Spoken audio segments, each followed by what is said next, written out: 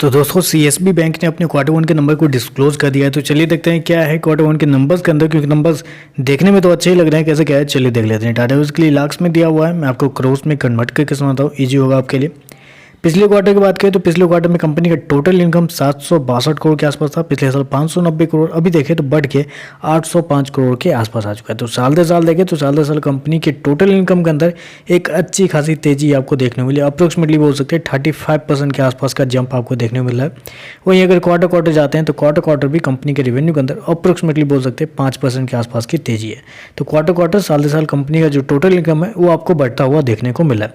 चलिए कंपनी का interest income देख लेते हैं, क्योंकि मेजर पार्ट तो कंपनी का वहीं से जनरेट होता है। पिछले क्वार्टर की बात करें तो पिछले क्वार्टर में अप्रोक्सीमेटली 636 करोड़ के आसपास कंपनी ने जनरेट किए थे। पिछले साल 535 करोड़, जबकि इस क्वार्टर में कंपनी ने 683 करोड़ जनरेट किए थे। यहाँ पे भी देखें तो साल दर साल क्वार्टर क्वार्टर कंपनी का जो इंटरेस्ट इनकम जो है वो आपको बढ़ता हुआ देखने को मिल रहा है। चलिए कंपनी के एक्सपेंडिचर खर्चे देख लेते हैं क्या है। पिछले क्वार्टर में 560 करोड़ खर्च किए थे। पिछले साल 436 करोड़, इस क्वार्टर में कंपनी ने 623 करोड़ के आसपास खर्च किए। तो कंपनी के खर्चे भी देखें तो कुछ हद तक कंट्रोल में ही देखने को मिल रहे हैं।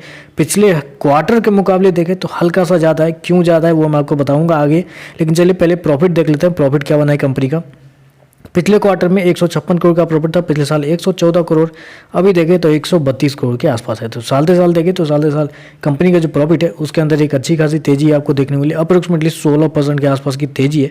वहीं अगर क्वार्टर क्वार्टर जाते हैं तो क्वार्टर क्वार्टर कंपनी का जो प्रॉफिट है उसके अंदर एक हल्की सी गिरावट भी आपको देखने को मिले। अप्रोक्सीमेटली बोल सकते हैं आपकी 15% के आसपास की गिरावट है। चलिए कंपनी के ग्रॉस एनपीए, नेट एनपीए और ईपीएस देख लेते हैं क्या है। ईपीएस की बात करें 9 रुपये का पिछले क्वार्टर में, 6.5 रुपये का पिछले साल, 7.5 रुपये के आसपास इस क्वार्टर में आ चुका है। ग्रॉस एनपीए और नेट एनपीए की बात करें तो पिछले क्वार्टर में कंपनी का मतलब ग्रॉस एनपीए जो है 1.26 था। पिछले साल 1.79, अभी देखें तो ओ माय गॉड 1.27 हो चुका है। मतलब ग्रॉस एनपीए जो है वो पिछले क्वार्टर से हल्का सा बढ़ता हुआ देखने को मिला है, जो कि एक गलत है। पिछले साल से तो इम्प्रूवमेंट है, लेकिन पिछले क्वार्टर से बढ़ता हुआ देखने को मिला है। यानी कि इस 3 महीने में कंपनी ने कुछ एनपीए के अंदर तेजी आई है, इसी वजह से कंपनी का जो ग्रॉस एनपीए है बढ़ता हुआ देखने को मिला है।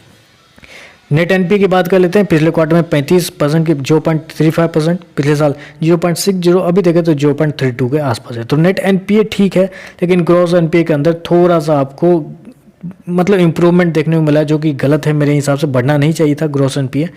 लेकिन ओवरऑल देखें तो मेरे हिसाब से अगर नंबर को ऑन एन एवरेज अगर समराइज करें तो मेरे हिसाब से नंबर पॉजिटिव साइड पे जाते हुए देखने को मिल रहे हैं। हालांकि bank Nifty all time high के ऊपर ट्रेड करता हुआ देखने को मिल रहा है। तो इसका मतलब कह सकते हैं कि थोड़ा सतर्क रहने की जरूरत है, क्योंकि ग्रॉस एनपीए थोड़ा सा डिस्कम्फर्ट यहाँ पे दिखा रहा है। तो बस आज के लिए बस इतना ही। वीडियो पसंद आए तो लाइक कीजिएगा, साथ में साथ चैनल को सब्सक्राइब जरूर कीजिएगा। धन्यवाद।